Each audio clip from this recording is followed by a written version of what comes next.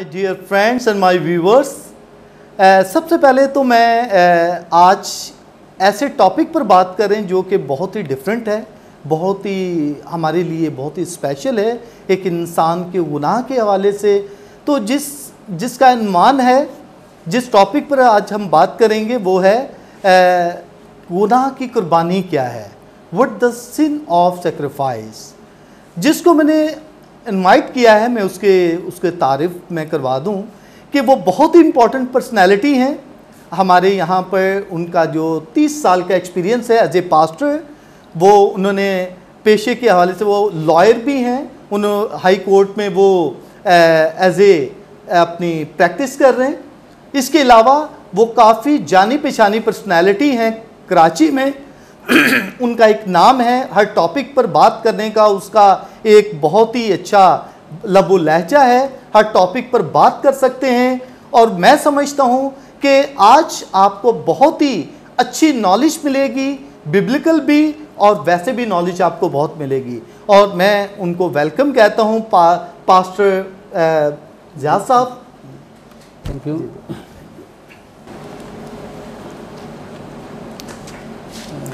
तो ये क्या हम कह सकते हैं कि ये गुनाह की कुर्बानी क्या है? जी बिल्कुल।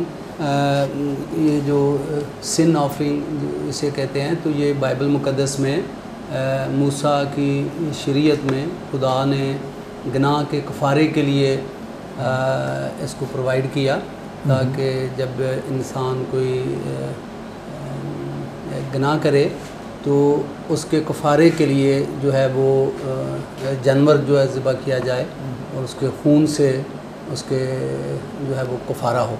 तो ये मूसवी लॉ के तहत खुदा ने बनी इसराइल को इसका हुक्म दिया। तो मूसा के ज़रिए से ये सारा ये जी ओके। और इसके बारे में क्या गुनाह की कुर्बानी के हवाले से पुराने नामे में हमें क्या मिलता है? बाइबल मुक़द्दस में अहबार की किताब उसका चौथे बाब का जब आप मुताला करते हैं तो पूरा चौथा बाब जो है वो कलाम मुक़द्दस में इसके बारे में वाज़िया कहा गया है कि अगर किसी से नादिस्ता ख़ता हो जाए, गुनाह हो जाए, तो उसका तरीक़ाकार बाइबल मुक़द्दस में बताया गया कि किस तरह उसके गुनाह का कफ़ारा हो जाए।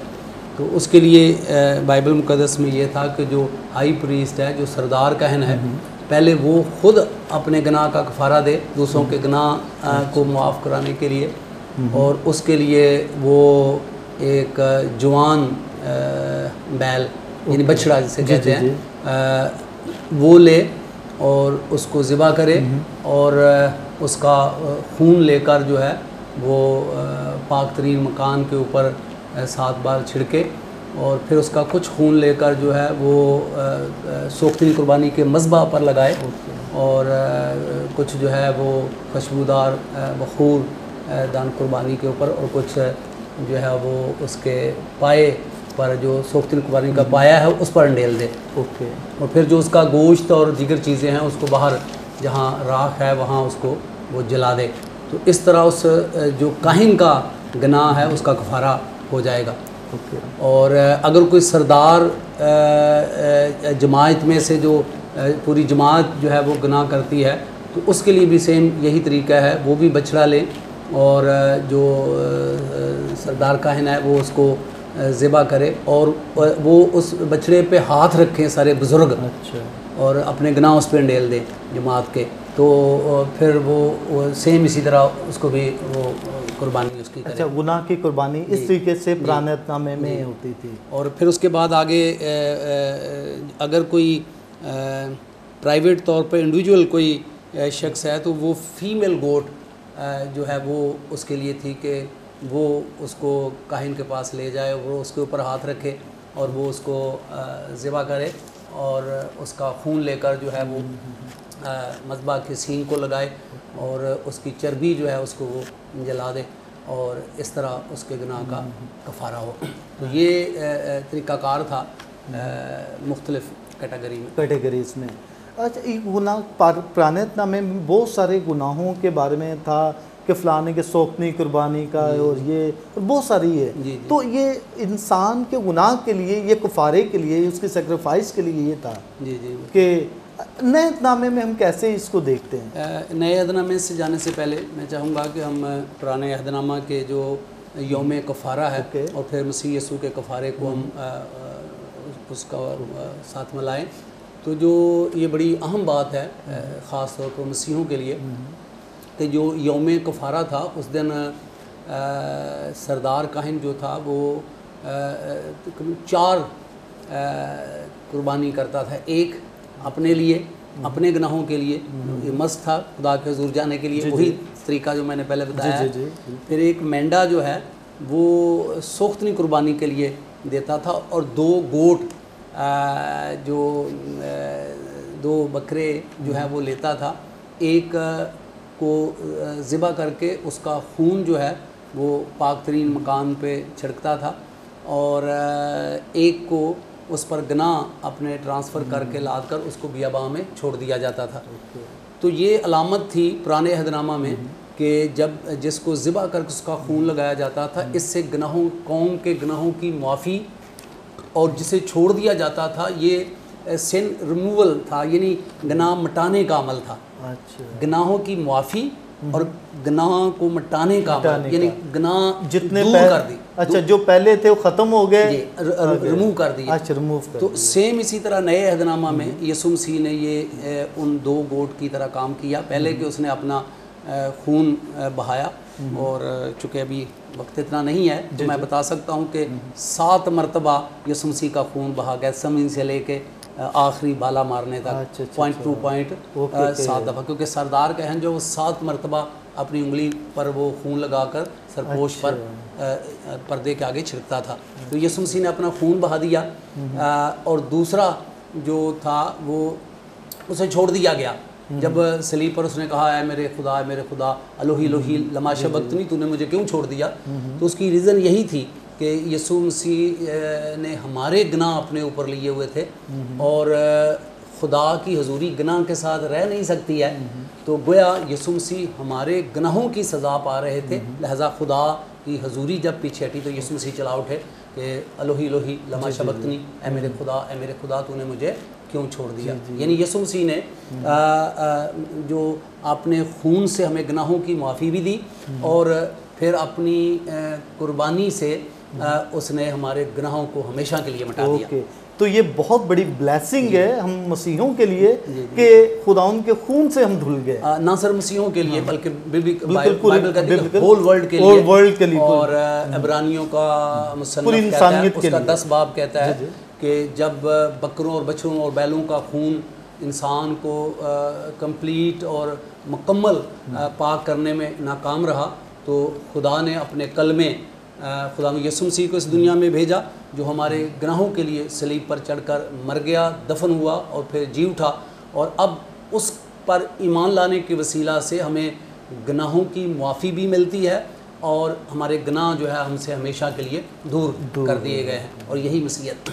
ओके, वेरी गुड, बहुत अच्छा। ये मैं कह रहा हूँ कि खुदावन की एक ब्लेसिंग, और मैं ये समझता हूँ जब मुझे ख़ास करके एक मेरी बहुत ही करीबी टीचर हैं, उसकी फैमिली पूरी मेरी टीचर है, उन्होंने मुझे कहा कि मैक्स इस पर बनाया जाए। तो मैंने कहा ज़रूर, मैं क्यों नहीं, आपने मुझे कहा तो मैं कोशिश करूँगा। तो उसने मुझे कहा था गुनाह की कुर्बानी के हवाले से, जब मैंने कहा मैं कोशिश करूँगा कि इस टॉपिक के मुताबिक एक बात और ऐड कर दूं कि जो ये पुराने अहदनामा में जानवर लिया जाता था उसकी शर्त ये थी कि वो बेऐब हो, और नए अहदनामा में यीशु मसीह बेऐब है, जिसने यरूशलेम में खड़े होकर ललकारा कोई है जो मुझ पर गुनाह साबित करे और कोई ना निकला, क्योंकि कुर्बानी के लिए बेऐब होना ज़रूरी है और नस्ल आदम में कोई बेऐब नहीं था सिवाय यीशु मसीह के। इसलिए यीशु मसीह ही वहद है जो गुनाहों का कफ़ारा दर हकीकत वही हो सकता है, अदरवाइज और नहीं है कोई। और उसकी रीज़न ये है उसका बेऐब होना ज़रूरी था, चूँकि यीशु बेऐब थे इसलिए वो हम उसे निजात देंदा भी कहते हैं और वो गुनाहों का कफ़ारा भी है।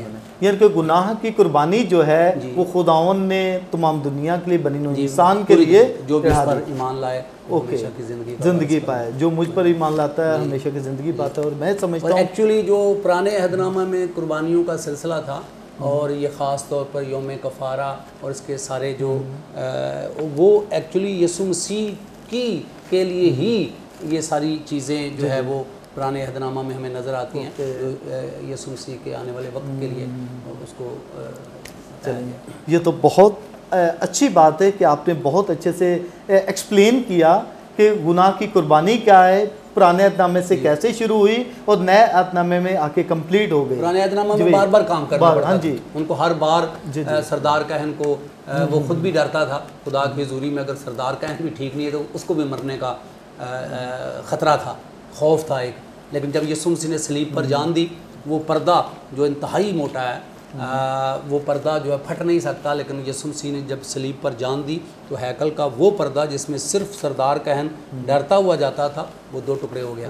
तो ये इस बात का सबूत था कि अब खुदा की हुजूरी में जाने के लिए किसी सरदार कहन की ज़रूरत नहीं है। पुराने अहदनामा में सरदार कहन कौम की तरफ से जाता था, अब हम यीशु मसीह के वसीला से खुदा के पास एनी टाइम एनीवेयर कहीं भी हम खुदा के पास जा सकते हैं और उससे बात कर सकते हैं बिला खौफ। और अब्रानियों का मुसन्नफ़ यही कहता है कि यीशु मसीह के मरकर उस कफ़ारे के सबब से हमें एक दिलेरी हो गई है, क्योंकि अब हम खुदा के पास डरते हुए नहीं जाते हैं, बल्कि यीशु मसीह की कुर्बानी से वो डायरेक्ट राब्ता हो गया कि हम खुदा के साथ बात करें।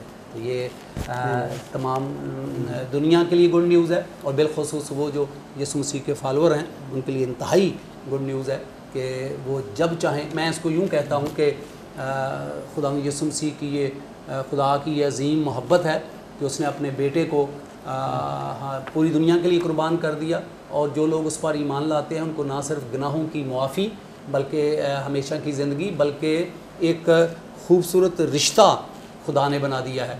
और उस रिश्ते की कि हम उसे अब्बा कहकर पुकार सकते हैं जब और जहाँ चाहें।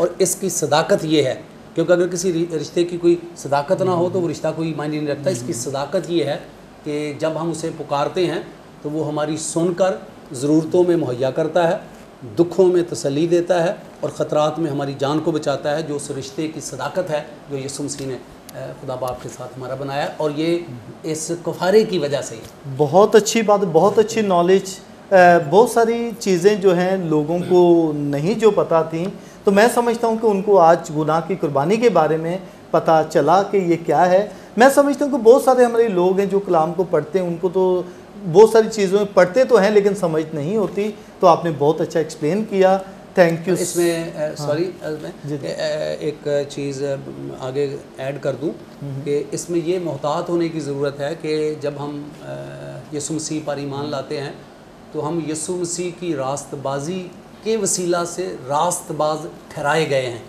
यानी खुदा हमें अब यीशु मसीह के वसीला से रास्तबाज समझता है, लेकिन हमें ख़ुद तकब्बर करने की गुंजाइश नहीं है। यानी हम खुदा के आगे जो रास्तबाज हैं ये अपनी रास्तबाजी की वजह से नहीं है, अपनी नेकियों की वजह से नहीं है, या हम अपने काम की वजह से नहीं है। इफ्सियों का ख़त 2 बाब उसकी 9-10 आयत में लिखा है ये बख्शिश है। यानी ये यीशु मसीह पर ईमान लाने के वसीला से खुदा बाप हमें यीशु मसीह की रास्तबाजी में देखता है, लिहाजा इसमें जो तकब्बर की गुंजाइश नहीं है कि मैं अपनी रास्तबाजी पर फ़ख्र करूँ, हमें सिर्फ यीशु मसीह की रास्तबाजी पर। Okay, thank you so much my dear friends and my viewers.